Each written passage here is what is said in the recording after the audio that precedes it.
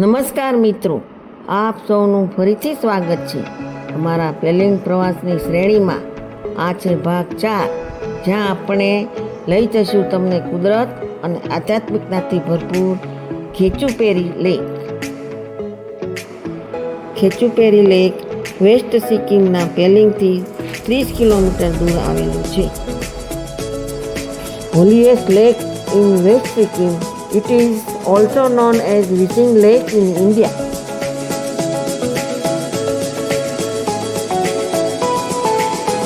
રસ્તાની બંને બાજુ વૃક્ષોની હારમાળા છવાયેલી છે. કુદરતી નજારો નિહાળતા ચાલતા અંતે અમે ખેચુપેરી લેક પહોંચ્યા.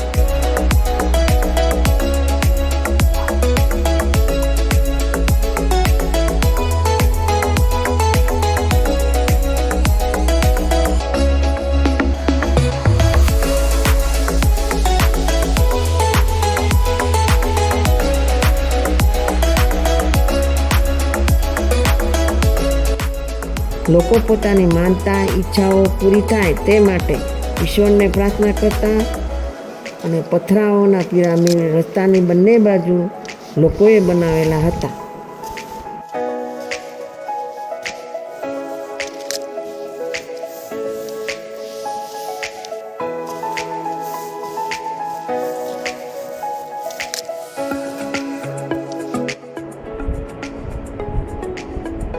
જ્યારે અમે તળાવ પાસે પહોંચ્યા ત્યારે ખૂબ જ શાંતિથી મન ભરાઈ ગયું.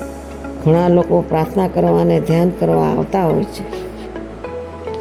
આ સરોવર બૌદ્ધ અને હિન્દુની ધાર્મિક લાગણીઓ સાથે જોડાયેલ છે. આ તળાવ એકદમ ચોખ્ખું અને સુંદર છે. ભગવાન બુદ્ધ અને હિન્દુ પ્રમાણે શિવનું પગલું છે, એટલે ત્યાં તળાવ થયું છે. ટેકરી ઉપર ચડીને જોતા પગલા આકારનું તળાવ દેખાય છે. પક્ષીઓ પણ તળાવના કિનારે તરતા હોય છે.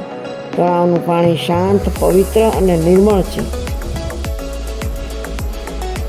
અમે તળાવ પાસે ગયા ત્યારે કુદરતી તળાવનો નજારો સુંદર હતો. સૂર્યાસ્ત થવા આવ્યો હતો. એટલી શાંતિ અને પવિત્રતા દરેક યાત્રીને સ્પર્શી જતી હતી. કુદરતી પ્રાર્થના કરવાનું મન થાય તેવી જગ્યા છે. તળાવમાં આકાશનું પ્રતિબિંબ પડતું હતું. ભૂરું તળાવ, લીલી વનરાજી અને પક્ષીઓનું ઉડવું, શાંત જળ અને ધીમો પવન મનને સ્પર્શી જાય તેવો. ખરેખર ભગવાન બુદ્ધે અહીં તપ જરૂર કર્યું હશે. રાત્રે શિવગણો પ્રાર્થના કરતા હશે એવું આ સુંદર તળાવ છે.